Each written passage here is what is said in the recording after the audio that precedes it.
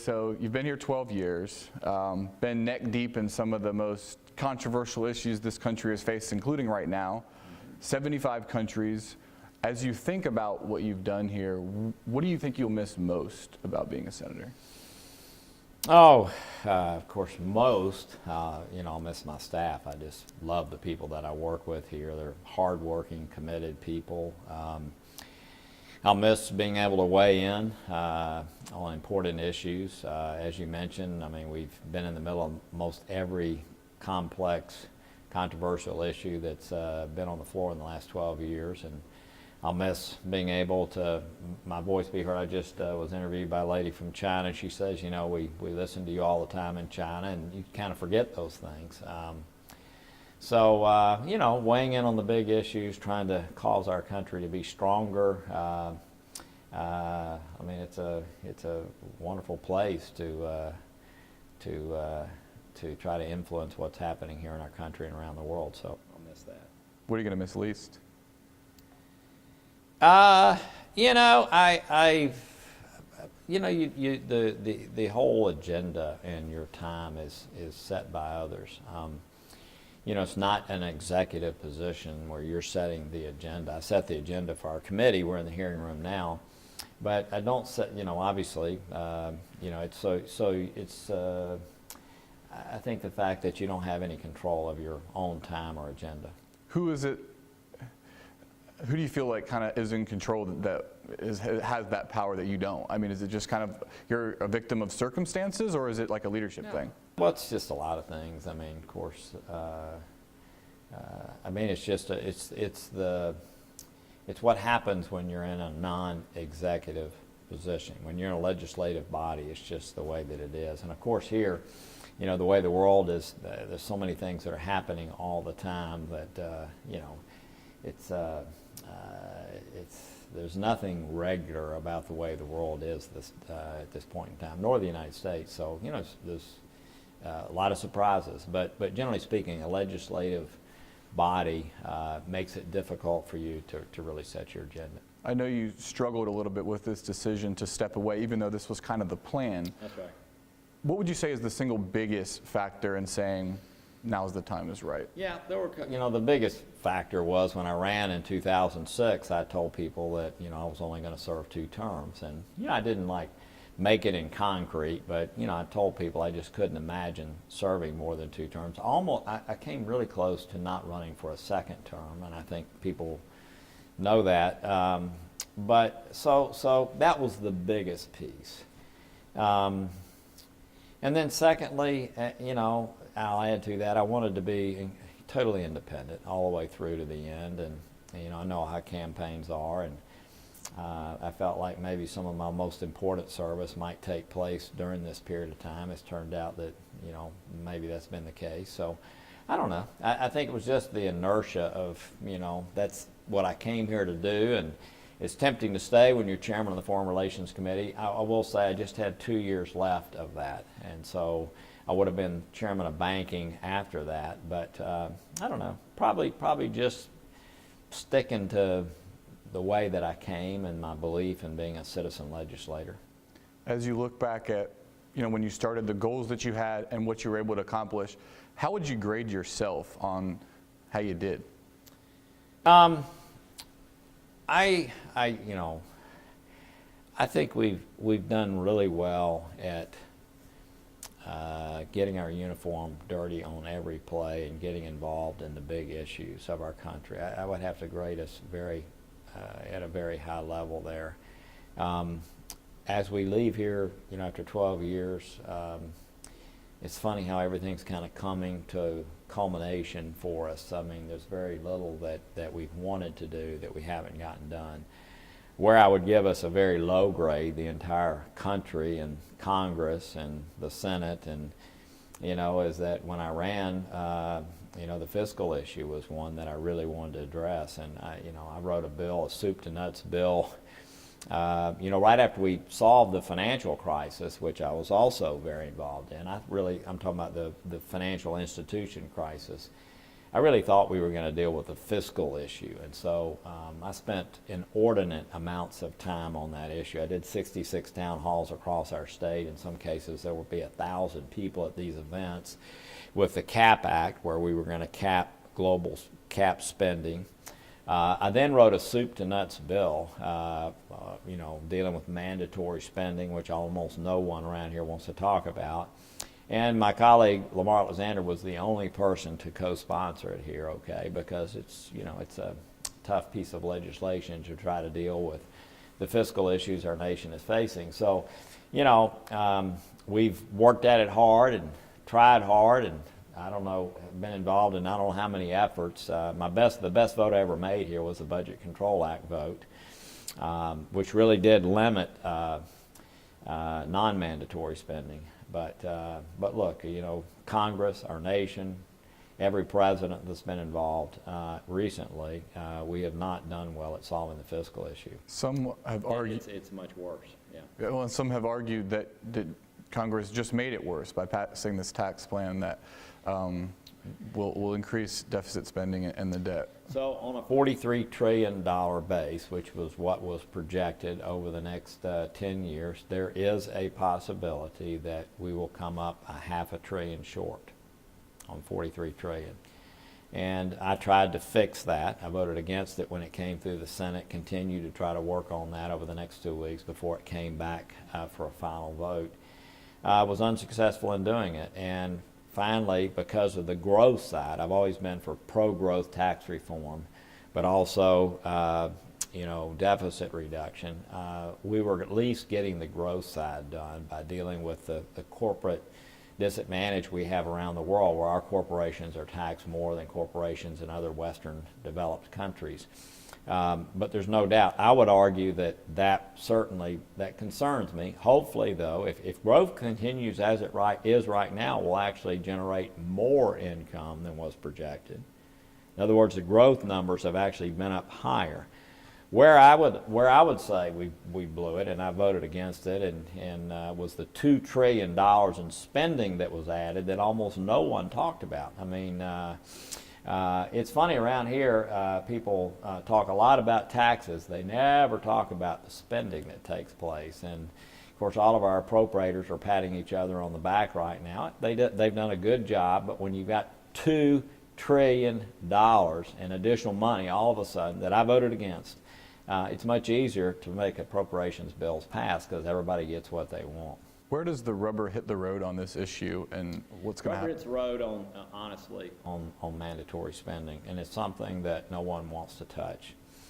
We spend the entire year haggling over 35% of the budget, and unfortunately, Congress, against my will, just voted to spend $2 trillion more than that over the next 10 years. But where the bulk of the spending is, the 65% of the spending is on mandatory spending, and that's things like Medicare, Medicaid, all the programs, if you will, that are on automatic pilot, and if you show up at the window, if you will, you get it. So that's where the problem is in our nation. What I really meant, though, is like where does disaster come? What forces a fix to this? You're one of the big advocates on this issue, and you're leaving. Who takes up this fight, and how does it ever get solved? So first of all, you've got to have a president that really wants to take this on. And in the last race in 2016, neither candidate wanted to deal with it. Right? No, they ran from it. Let's don't talk. We're in this period of populism here in our country, right? Where it's a strange time where nobody wants to talk about the tough issues that we're dealing with. But the rubber hits the road when we have a crisis. And, back in those days when I really thought we were going to deal with this issue, they'd sort of pat me on the head and say, you're an ambitious, on this issue, ambitious to solve this problem, young senator. But believe me, it's never going to happen until we have a crisis. And I thought, no, we're going to solve this problem. I'm now, unfortunately, unless we have a president that's willing to take this issue on and be elected on that issue, I'm afraid that I'm afraid that, unfortunately, it will be when we have trouble selling treasuries or some other calamity occurs. And as you know, unfortunately, a lot of people in our country will be hurt badly if that's what we wait to do. Wanted to go back to some of the other things that you have accomplished here. And as I look through your record, some of the things that you've done overseas, this Electrify Africa initiative, I think more than 50 million people in sub-Saharan Africa since 2014 have received electricity, most recently ending modern slavery, water for the world. Yeah. What is it about these issues that really draws you in? Well, you know, I came into the Senate, I came into public service after going on a mission trip to Haiti when I was probably 28 years old. Then I started working in our city and saw that we had a lot of people without decent housing, and led an effort, a civic endeavor to help 10,000 folks there have decent, fit, and affordable housing. So it's always been that kind of thing that has drawn me to service. And so, you know, people in our country, I know people that don't focus on this don't realize we spend less than 1% of the U.S. budget, less than 1%, on things like you and I are talking about right now. And I want to make sure that that 1% is spent wisely, right? And we're making the kind of difference with that 1% we need to make. And so, yes, when you see that 600 million people in sub-Saharan Africa have no electricity, well, there's no way they're going to have decent education or health care or any kind of economic opportunities, or they don't have clean water, or they're dying of HIV, or, you know, so making sure that we're effectively food delivery. I mean, the way some of our food aid is antiquated, and so we've created reforms there. All those things matter to me, because I know there are real live people on the other end of this that are suffering if we don't do it in the very best way we can with the limited dollars we expend. In all of your travels, what's been the most moving thing that you've seen? Oh, I'd say two spectrums. One, the most moving, and I wish every American could experience it, is to see how the whole world just focuses on what America does and is. It's unbelievable.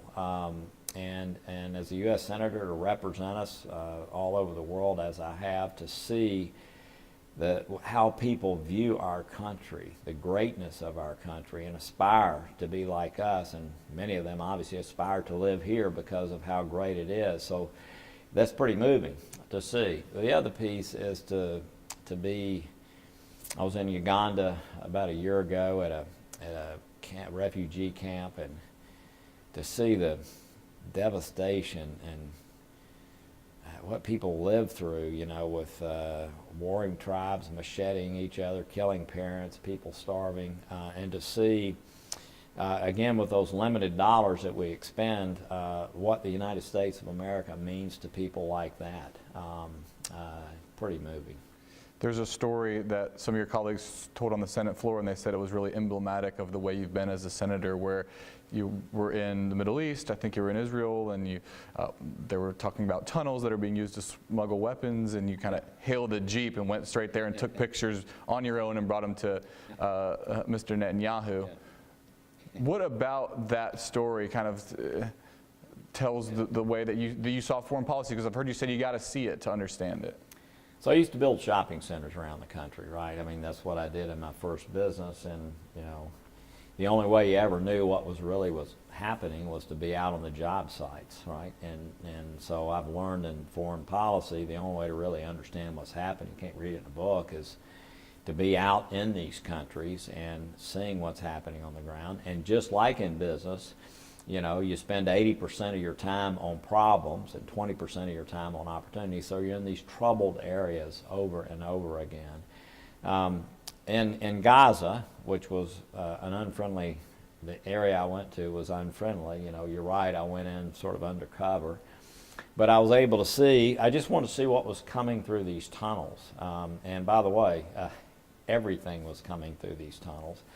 And by the way, Hamas was at the receiving end of that. I'm sure I was standing around. They didn't realize who I was, but I'm sure I was standing around with Hamas leaders on the receiving side of that tunnel. And so when I met with Bibi Netanyahu, he was talking about how the tunnels were closed off, and I said, well, Mr. Prime Minister, that is just not true. He said, oh, yes, it is. And so I said, Mr. Bibi, I was just there. I just watched cement coming through, cattle coming through, pipe coming through. I mean, I'm sorry, I was just, no. So Todd Womack, our chief of staff, was with me in the meeting, and we showed him on a camera what was coming through these tunnels. And so, I was able to, anyway, it was a funny experience in a way, but I've always been curious to actually see for myself, whether sitting down with village elders in Afghanistan and on the ground, eating some of the nastiest looking food I've ever seen in my life, but participating in it because that's what it took to sort of generate, to being at voting sites in some places in the Middle East where democracy is just born, to see if anything was happening relative to voter fraud. So I've just always felt the only way to really know and see and to understand and be able to put the right policies in place, you have to be there yourself. You have to see it and witness it. I wanted to ask you about your work with Democrats. A lot of people look at Washington and kind of see it as this place where Democrats and Republicans fight against each other so viciously, but you've had really good things to say about Chris Coons and Senators Cardin and Durbin. What has it been like here working with Democrats? Well, you're sitting here in the Senate Foreign Relations Committee room, and we never start anything without it being bipartisan. That's just what we do. And it's just, I can count, you have to get 60 votes in the Senate to make anything that matters happen. And so you need Democratic support, but I've always felt that foreign policy, things relative to foreign partisanship should stop at the shores line. And so from the very beginning, but even things outside of foreign relations, from the very beginning, I've always begun with a partner on the other side of the aisle to try to make something happen, and that's caused us to pass a lot of legislation. I know everybody wants to ask you about President Trump. That's kind of like the flavor of the last couple of years. So you're going to say, but I'm not going to do that. Well, I'm not going to ask you the way that everybody else asked it. So yeah. I've seen all your answers, and it seems like your assessment is it's a mixed bag, that you like some of the policies, judges, deregulation, but you don't like the rhetoric. There was recently an op-ed that was written in the Washington Post where 44 former senators signed this op-ed saying that we were entering a dangerous period and that turmoil over the investigations into Trump threaten our security, economy, and geopolitical stability. You are soon to be a former senator. Yeah. Would you have signed that? I don't know. I'm going to have to, I don't know how I'm going to define my role when I leave here.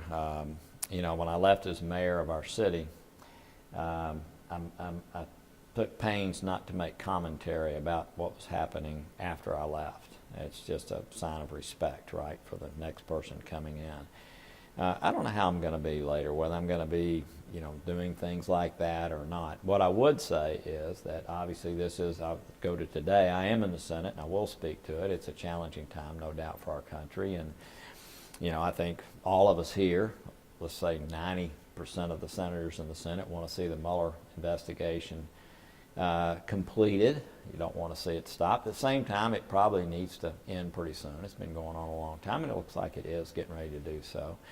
But look, we have an obligation as a country to, regardless of party, regardless of who's president, we have an obligation to, as senators, to conduct ourselves in appropriate manners and to take on the responsibilities that we have. And so if significant wrongdoings have taken place, they need to be dealt with. So far, I mean, there's nothing that's come forth that you could put in that category. We'll see if that happens over the next few months, and if it does, then what the senator said is true. But I don't think we know enough yet as to whether that's going to be the case.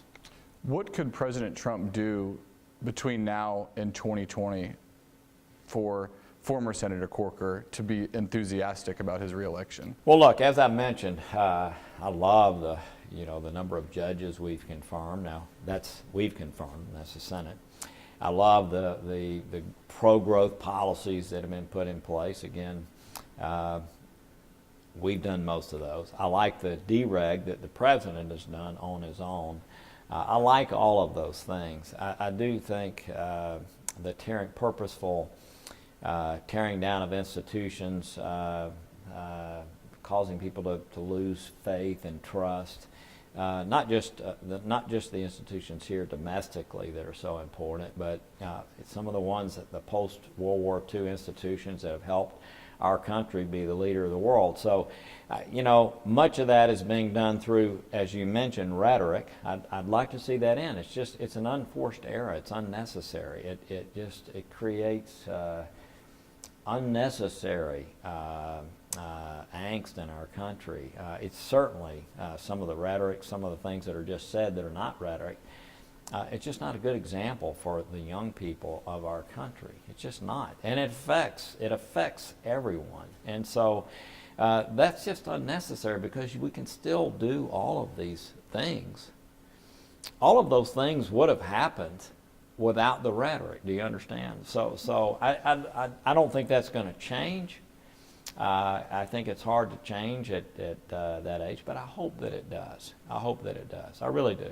The things that you like are likely things that any Republican, no question, any Republican. Which brings me to my next question. Yeah. So, should a Republican primary President Trump?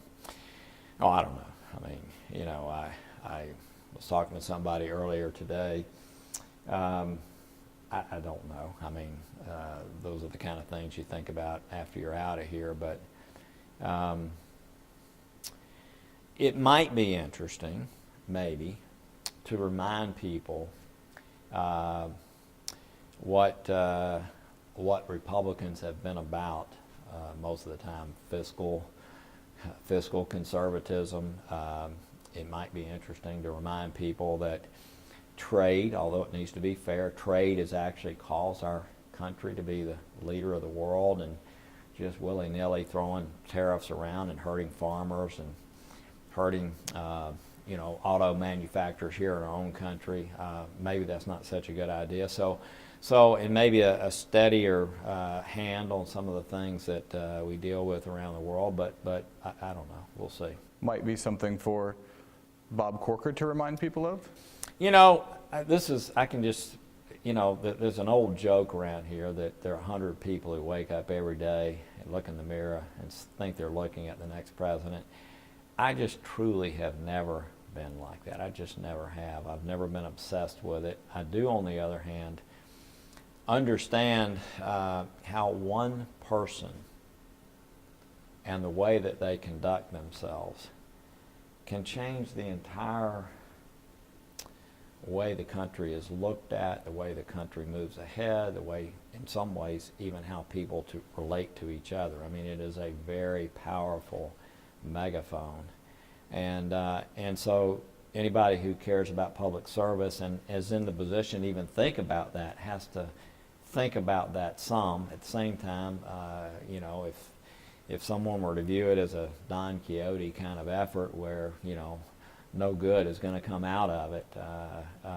So I don't know. I mean, it's something that from time to time, sure. I mean, have I thought about it from time to time? Yes. Am I sitting here talking to you today with the mindset that that's something I'm going to do when I leave here? No. I have no idea what I'm going to do. Is it a possibility? Maybe. What I'm taking away from your sentiment here is that you're pretty interested in a traditional free trade, small government, conservative, considering a challenge of the sitting president. Maybe the president over the next 90 days moves away from throwing tariffs all around the world and without thinking about how to move ahead with those. Maybe something happens January the 3rd and you know, a small government mentality comes out of this, and a willingness to deal with future generations' issues, who knows? So, But you don't have any confidence that that's going to happen? You don't have any confidence? I don't know. I hope so, but we'll see. We'll see.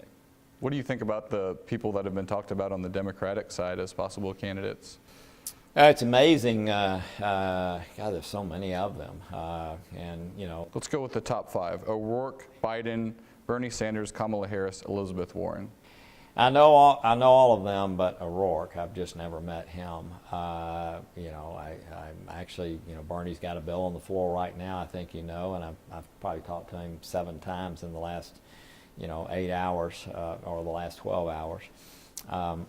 I don't know. I don't want to pass judgment. That's something for them to decide. I've enjoyed working with all of them. I got to know Joe Biden very well. He was chairman of the committee. He was, prior to me being chairman of the committee, he had been chairman of the committee, and you know, I've known him a long time and like him a lot. Actually, I like all of them. Served with Elizabeth Warren on the committee. I have a difference of view, significant difference of view by most of them, not all. Some of them, there's some likenesses, especially on foreign policy. But, would a Joe Biden-Donald Trump matchup be a difficult decision for you to make? Oh, I don't want to get into who I would handicap or vote for, anything like that. I did vote for Donald Trump, obviously, coming in, and he talked to me about a number of things. I'm actually going to see him later today at the White House when I finish this bill, but I don't want to get into all that right now. Well, just a couple more questions here. I wanted to ask you about your advice to soon-to-be Senator Blackburn. There's a little bit of a tension there. I know obviously your friend Phil Bredesen was running against her, but you had reconsidered. There were some harsh words that came from her campaign. Have things smoothed over between you, and what advice would you give to her? Look, there was tension. There were tensions for 2 weeks, but you know, I endorsed her. I maxed out to her. We did an event in Chattanooga. My wife was at several events for her. I was. There really the sort of perceived tension just because. You know, I was a friend of Phil Bredesen's. When he was mayor, I was commissioner of finance. We did a lot together. When he was governor, I was a U.S. senator. We did a lot. I mean, so we've worked together a lot, but there was no tension there. And I think she's done an outstanding job in transition. My advice to her, to answer your question, look, first of all, she's been here in Washington longer than me, okay? Like, I can give advice to Mitt Romney, which I did. I can give advice to Rick Scott, which I did. And my advice to them, and I would, you know, it doesn't really pertain to her because she's already developed her sort of niche here, right? She did that in the House. But to them, so let me give them advice, has been, look, you're coming in new, y'all got a big voice. I mean, you know, governor of Florida and former presidential candidate. Y'all come in with a lot more swagger than I did when I came here. But they're still going to be freshman senators, right? And they're still going to be sitting at the end of They're going to be the last questioner in these committee hearings. And what I've said to them is, look, master something. Or master a couple of topics where you know more about these topics than anyone else in the United States Senate. And when the time comes for those issues to be dealt with, people will come to you. That happened to me early on in the Senate during the financial crisis and then the auto bailout. I was the person people on both sides of the aisle looked to, and that's the way you can make a difference here early on. But Marsha, she doesn't have that problem because she's been here 16 years. She's been working on commerce and energy issues, and my guess that's where she's going to spend her time.